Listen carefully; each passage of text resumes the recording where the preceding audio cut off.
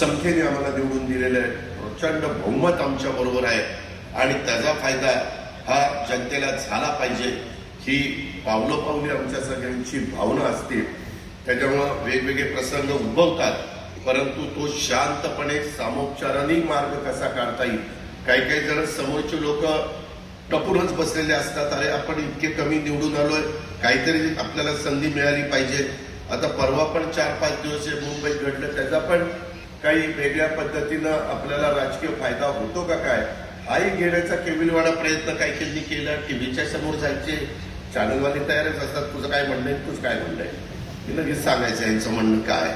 आणि त्यांच्या म्हणण्याच्या नंतर आता उत्तर मिळालं, आता सगळे सध्या गग्गार पडलेले आहेत, परंतु अजून पण ह्याचं काय मत आहे, त्याचं काय मत आहे, कसं काय होईल आणि काय होईल, सगळं चांगलं होईल, काही काळजी करू नका। एवढंच मला त्याच्या संदर्भामध्ये आपल्याला सांगायचं आहे।